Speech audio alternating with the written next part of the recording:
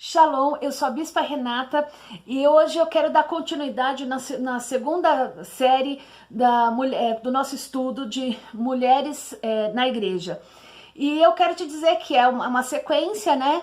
Esse estudo, ele é muito vasto e, porém, eu acho que muito necessário, volto a ressaltar, pelo ministério com mulheres, e às vezes as pessoas não sabem responder realmente quem pode ministrar na igreja, quem está apto, né? E esse estudo vai nos trazer uma reflexão e entender que foi tudo debaixo de um concílio, foi realmente uma orientação da própria igreja. Bom, em suma, para que você não se perca e para que você tenha mais novidades, eu peço para que você se inscreva no meu canal, é Bispa Renata Peixoto, e lá eu tenho indicações de livros, eu tenho ministrações, tenho estudos, e aí você vai ficar realmente a par de tudo isso e poder realmente fazer parte. E hoje eu quero falar sobre a institucionalização da igreja, onde na verdade a mulher agora, eu digo, né, eu faço uma reflexão sobre, eu creio que a igreja agora começa a ser uma igreja religiosa, porque ela na verdade ela exclui a mulher e há um concílio, uma resolução que agora só os homens estariam na frente da liderança. E tem o Bosser, que ele é um teórico e ele comenta, eu acho muito bacana quando ele diz assim: as mulheres foram sistematicamente excluídas pelos decretos do concílio da igreja, de atos de bispos, papas e pessoas socioculturais, ou seja, e aí essas mulheres foram excluídas e os homens foram colocados à frente, mas as mulheres, elas, como sempre, valentes, e elas se devotavam assim totalmente a Deus, e aí essas mulheres começaram a ir para monastério. Muitas mulheres nessa época optaram, né, para ir para o monastério, porque elas não queriam engravidar, não queriam se casar, elas queriam ter a liberdade de poder escrever, de poder viajar e de poder realmente ter uma vida totalmente separada para o Senhor. E essas mulheres começaram a ir para o monastério.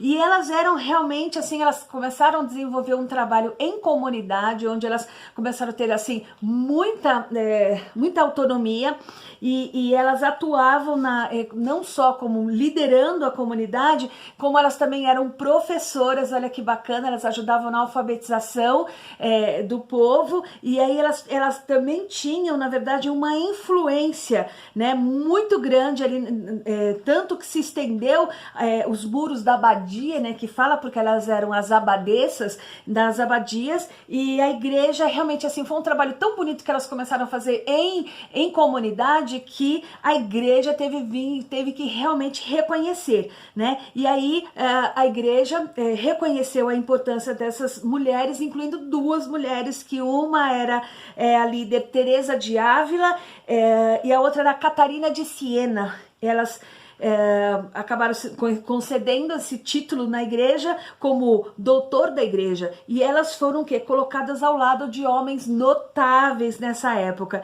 E aí o que as abadesas faziam? Elas tinham um grande poder no movimento monástico, e elas administravam grandes porções das terras e gerenciavam os fundos recolhidos. E aí o que acontece? O Papa, ele dá um grande apoio para as abadesas, e esse território ele deixa realmente para elas, e elas dominaram, fizeram um trabalho assim em comunidade maravilhoso. Elas tinham a horta, elas tinham a colheita, então elas arrecadavam fundos, e por outro lado tinha o bispo também, que tinha na verdade a sua regional. E aí houve na verdade assim, sempre dizem, né, que deu uma confusão, porque na verdade os bispos tinham que pagar dízimos e tributos ao Papa, mas as abadesas não, e elas continuavam intensamente fazendo o seu trabalho com muito interesse perante o Senhor. E aí, em vista de não serem obrigadas a pagar o dízimos aos bispos, nem a seguir as suas regras, era comum surgir muitas tensões entre eles. Além de governar suas próprias terras, as abadesas, elas também nomeavam os sacerdotes para a paróquia, e ouviam confissões e cuidavam das necessidades materiais e espirituais do povo.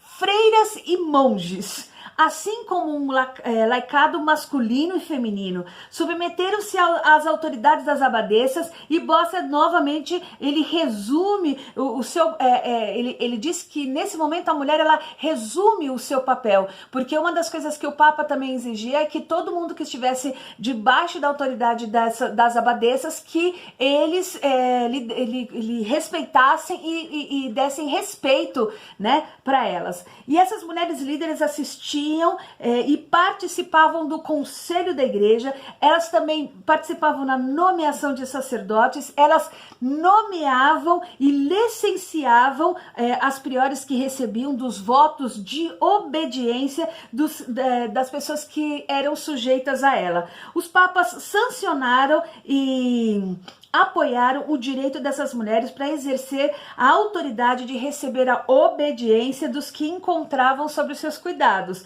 No início, as abadesas eram aparentemente ordenadas. Elas, né, acredita-se que elas eram ordenadas, recebiam os símbolos do cargo das mãos dos bispos: a mitra, o anel, o bastão episcopal, as luvas e a cruz. Todavia, diz algumas traduções, que posteriormente obscureceram grande parte das evidências, né, e das escritas também que cercavam, que diziam que essas mulheres elas não eram ordenadas, essas mulheres elas eram abençoadas pelo bispo. A autoridade das abadesas começou a declinar naturalmente ou gradualmente a partir do século XII ao século XVI. Diz que o Concílio de Trento, de meados do século XVI, quando o concílio declarou que todos os monastérios femininos e mistos, governados por abadesas, tinham que se juntar a um só monastério masculino e submeter-se à autoridade de um abade, ou sujeitar-se ao controle do bispo. E aí fica a minha pergunta para você, o que você entendeu, onde colocavam as mulheres. Nós vamos ver daqui para frente, assim, o Senhor realmente abençoava e dava evidências que ele estava realmente na liderança de mulheres. Eu costumo dizer que não dá para você ser líder e você dizer assim: olha, eu sou a bispa Renata, por favor, eu sou a bispa, eu sou uma bispa, ou eu sou pastor tal, eu sou a pastora tal. Sabe, quem assim ortoga e quem dá evidências, dá sinais do meu ministério e do seu ministério é o Senhor. Eu não estou dizendo que isso me tira o direito de realmente de querer ser chamada ou como diz aqui, né, respeitada pelo cargo eclesiástico que eu recebi da igreja, né, de Cristo Jesus. Mas eu estou dizendo sobre que tudo que nós colocamos as mãos tem que florescer. Essa é a evidência que o Espírito Santo está comigo, está com você. Então eu quero que você reflita sobre isso. Talvez tenha tantas afrontas que você talvez esteja passando no seu ministério, você já passou, algumas coisas que as pessoas diziam que você não podia, que você não era digna e tantas outras coisas. E eu quero te dizer, nós temos exemplos de grandes mulheres que não olharam para as acusações, para o preconceito, pela exclusão, mas elas tinham somente um foco: agradar a Deus, servir a Deus. Não interessa, talvez elas não soubessem nem explicar o que estava acontecendo, mas elas sabiam que estavam respondendo a um chamado de Cristo. E é isso. E todo chamado é como uma da Constituição que elas recebem, a cruz. Todos nós temos que carregar a nossa cruz. E aí fica ligadinho, porque eu sou apaixonada por essas abadesas, né? Eram mulheres que fizeram escolhas. Imagina, no século XII, eu imagino que o que mais que a mulher queria, até pela sociedade, hoje século XXI, nós nos sentimos cobrados. Imagina naquela época uma moça se abdicar de não casar, se abdicar de não ter filhos, de não constituir uma família, mas simplesmente viver separada para ter a liberdade de estudar, de ler e de agradar o Senhor, de fazer a obra do Senhor, de poder expressar Cristo perante uma comunidade e tendo respeito e tendo, na verdade, talvez não, tendo respeito de uma comunidade, não por aquilo que ela falava, mas pelas suas ações. Eles viam as ações de Cristo, as escolhas dessas mulheres. Então eram muitas mulheres, diz a história, que eram as abadesas, que iam para o ministério, que iam para o monastério. E aí chega o momento que a igreja vê que tudo que essas mulheres começam a fazer cresce e é abençoado por Deus, e aí eles tiram as mulheres e eles colocam os homens sobre liderança. mas isso, na verdade, foi uma institucionalização da igreja. Aí fica a minha pergunta, por que tanta mudança de lá para cá? E aí se falam tanto de cargos apostólicos, falam tanto de Antigo Testamento, Novo Testamento, falam-se tantas coisas dos apóstolos, e aí eu pergunto, por que tamanha radicalização a igreja começou a fazer, como se diz em espanhol, cambiar el todo, né? Por coisas tão simples, que o Senhor Jesus está em coisas simples. Ele não rejeita um coração quebrantado. Esse é o segredo para o meu ministério e para o teu ministério. É nós realmente estarmos aí totalmente disponível ao Senhor. Essas mulheres foram buscar, sentiam o seu chamado, mas foram buscar uma base, uma estrutura teológica, e você imagina que ir para um seminário, ir para estar numa sala de aula onde homens estão olhando, rosnando para você, tipo, o seu lugar é para você estar fazendo, sei lá, no meio das panelas, o que você está fazendo aqui num seminário? Nós vamos ver a formatura de mulheres assim, e que eu sou apaixonada por Antoniette, não sei das quantas, e que Charles Finney apoia ela, porque ela se forma e assim, ela é totalmente ridicularizada no dia da sua graduação, da sua...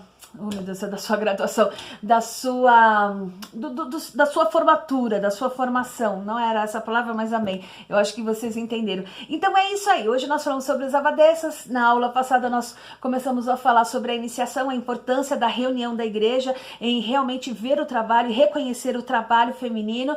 E tudo isso sobre Gálatas 3, versículo 28, onde o apóstolo Paulo diz que nem grego, nem judeu, nem escravo, nem livre, nem homem, nem mulher, não há distinção, todos nós somos iguais perante o Senhor.